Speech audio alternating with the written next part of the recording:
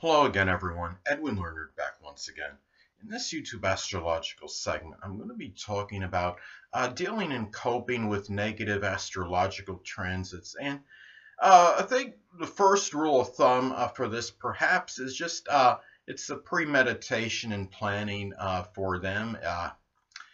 See, let's say, for example, you're anticipating some adverse transit aspects that can affect your vitality and energy. Now, for example, some examples of these can be perhaps Mars transiting the 12th house. It could be transit Neptune, making an adverse aspect to the Sun, Mars, or the ascendant. Now, it's just about really taking the precautions and understanding these in some cases. Now, in a case like this, it might be just best to get a little bit more sleep during this time. Something or taking something that might increase your energy level. It might be having a little bit more caffeine or energy pills, or if there's any supplements out there that can help increase your energy and vitality, whatever is the thing that you feel comfortable with. But as far as taking and assimilating, now I think it's also important to be cognizant of your own natal chart, because there might be certain people have certain charts that might be able to deal with this a little bit better, and it's going to impact, I think, people in different ways depending on their charts. Now, as far as like the energy and the transiting aspects that might impact your vitality and energy level negatively and diminish it, a lot of it can depend on your chart. I mean, if you have, like, say you have someone with a Leo sun or ascendant may have near indefatigable, inexorable energy. So even if they have a negative transit, a transit that might impact their energy level negatively, and a transit that might potentially diminish this energy, well, the person with the Leo sun or ascendant may still be able to perform tasks adequately, because the energy level may actually reach about what a normal or average person's energy level is. But let's take another example. Let's say somebody has a Cancer sun, or I should say a Cancer or Pisces sun or ascendant.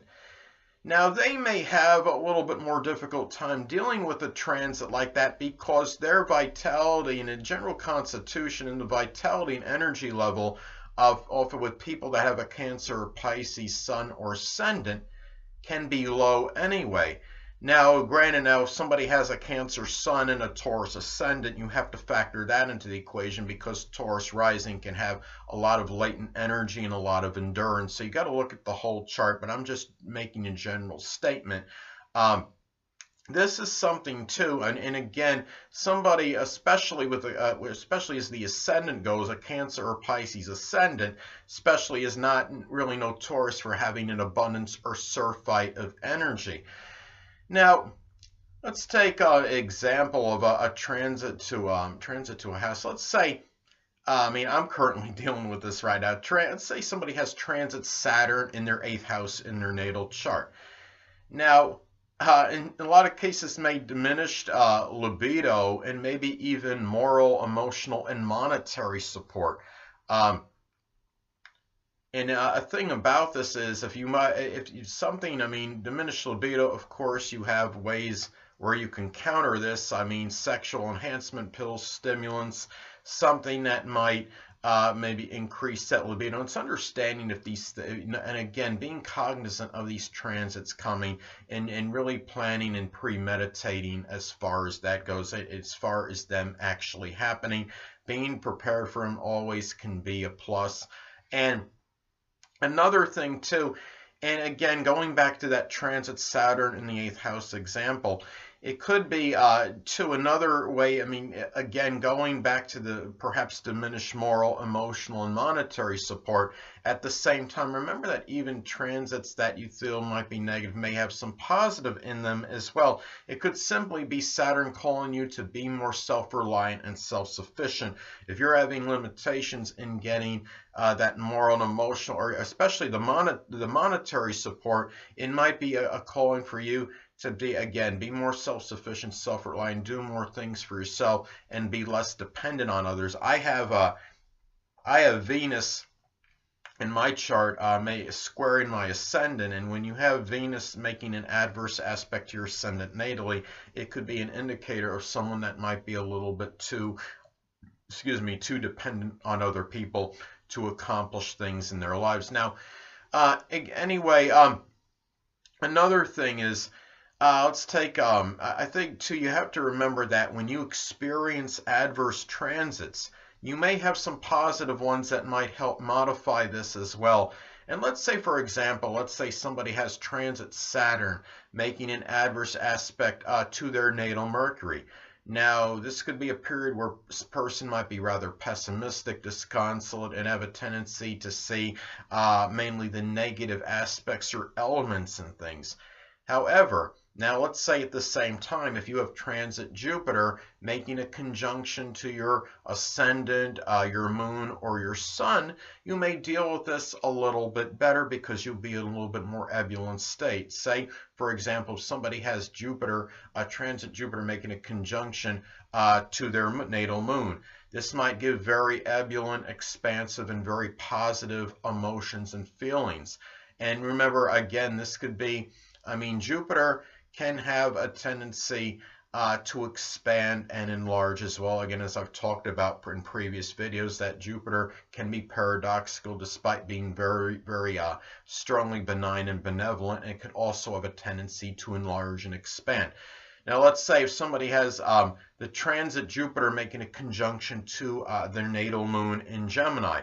This might enlarge manifold feelings and versatile, when I say versatile emotions, all kinds of emotions, and ones that are very non-sustained on the positive end, and may also, it could also increase animated and vivacious feelings, but it might also cause a lot of a more intensified, enlarged, excitable, and emotional reactions to things as well. And it's a lot of excitable emotional energy is what could happen. But at the same time, as I stated before, this could still be a lot of positive, that could still be a very positive transit though for somebody, and it could help modify that, as I stated before in that example, the transit Saturn making an adverse aspect to the natal Mercury. Now, another thing is, and a lot of this too, a lot of these the adverse transits, negative transits, a lot can be indeed predicated on one's own astrological chart.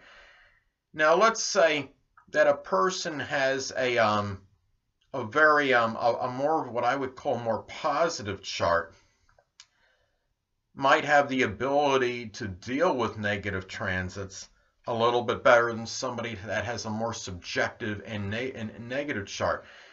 Now, let's say, for example, let's take somebody that has a preponderance of planets above the horizon in their natal chart and the majority of astrological influences in masculine signs. This could be somebody that could have a very considered, I would say, a positive chart.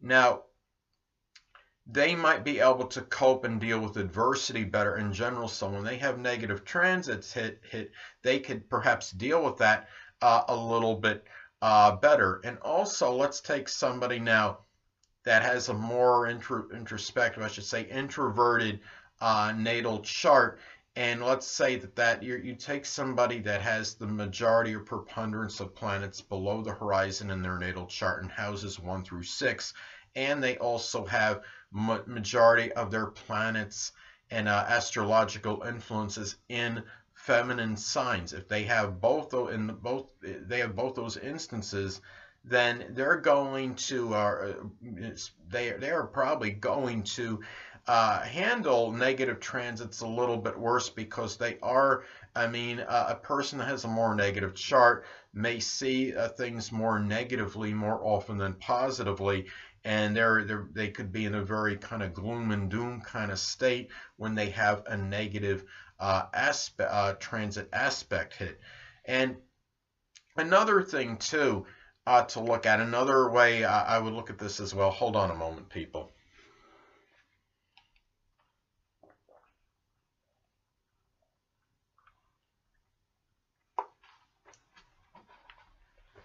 Another thing too, if somebody has a very strong fixed element in their chart, and they either have a preponderance of major astrological influences in fixed signs, and let's say especially if they got the ascendant sun and moon, I would say even in fixed signs, it could give a rather strong demeanor and personality, and those people can go through trials and tribulations a little bit easier than maybe somebody that has more of a mutable chart, which has a strong, as the majority say their energy, major astrological influences in mutable signs, because the fixed people that have a dominant fixed chart can be very strong-willed and go through trials and tribulations a little bit easier than somebody that has a more dominant mutable chart, because of the propensity to worry. And what could happen is when adverse aspects transits hit somebody that has a very strong mutable influence in their chart, that could actually, it might exacerbate an already a strong tendency, unfortunately, toward fear, worry, and apprehension and anxiety. So anyway, now another thing I want to get at is that you look at you look at this as well. Now another example, let's take I think it's also important to remember that a lot of negative transits aren't going to last that long.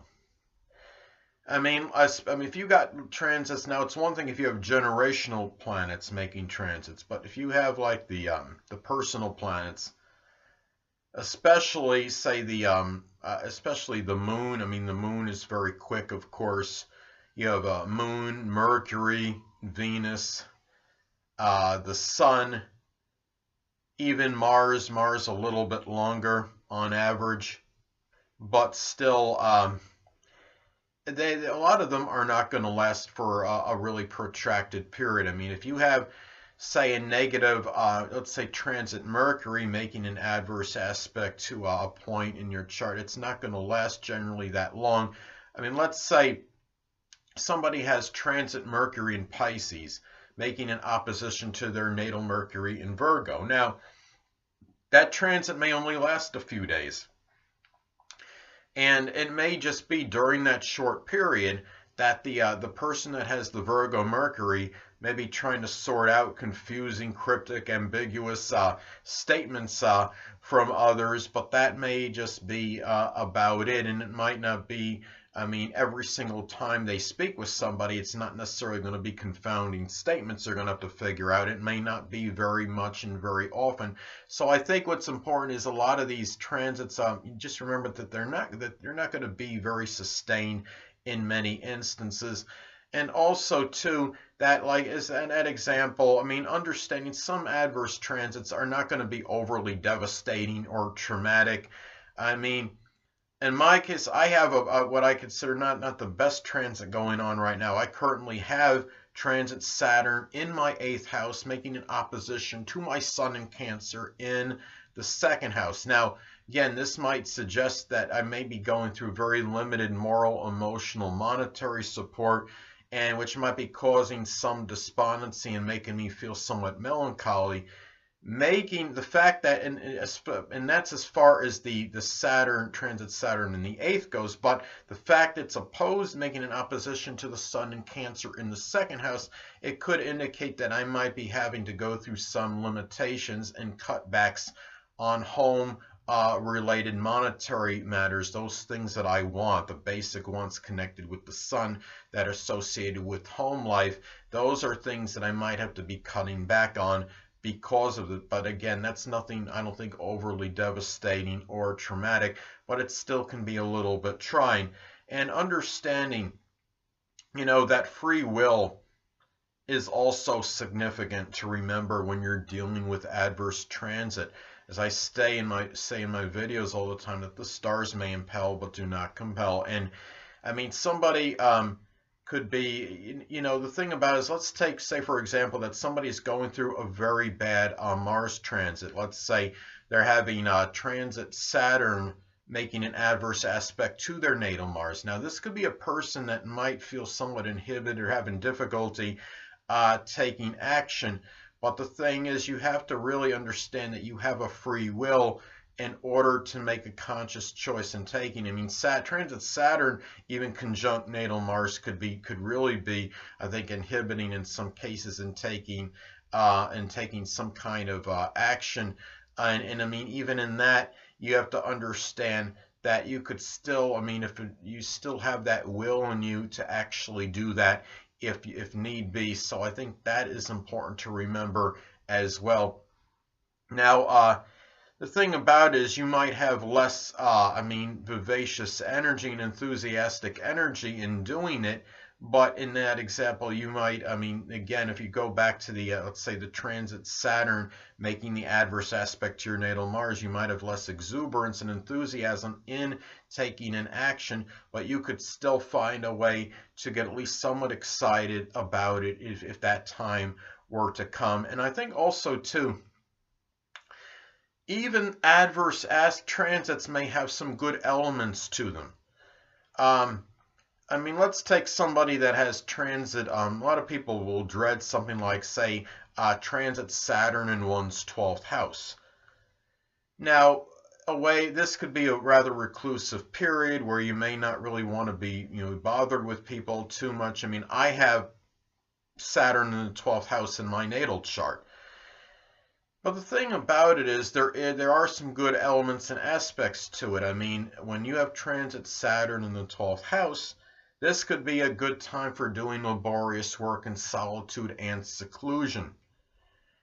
It could be a rather introspective period, and you might be able to better discard things that are frivolous and superfluous, that things that you don't need necessarily in your life, and make way and really allowing having the more significant things, getting rid of the things that are not important in your life at that time.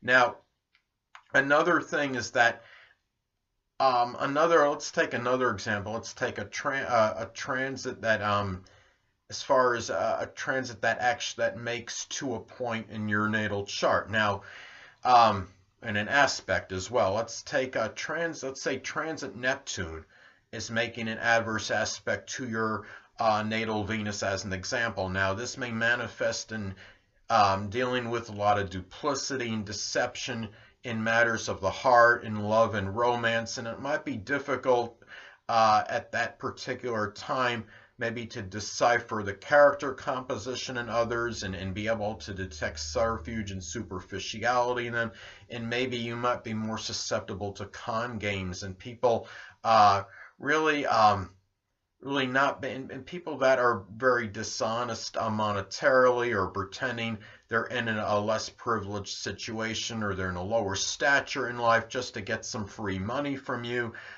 being deceptive about their own monetary situation to get you really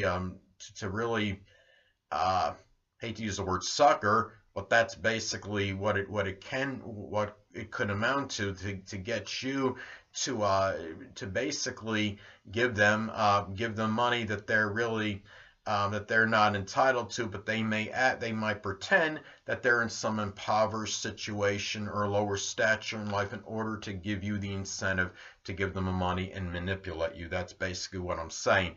Now, another thing too is, but what I want to get at on the positive side in that is that there are at least there would be a lesson to be learned from a transit like that, perhaps, is that you could better understand or maybe detect duplicity a little bit better, maybe from others after the situation like that would occur, or maybe doing or for example doing a background check on some people before maybe you actually try to assist them or help them out, or look for subtle things in terms of prevarication and deception, such as somebody gulping when they're talking. I mean, that, in all seriousness, that is an indicator of prevarication and deception. So anyway, and the thing about it, and that's basically really don't have too much. I don't know if I have any much more to say on this. Now, another example is, let's say somebody has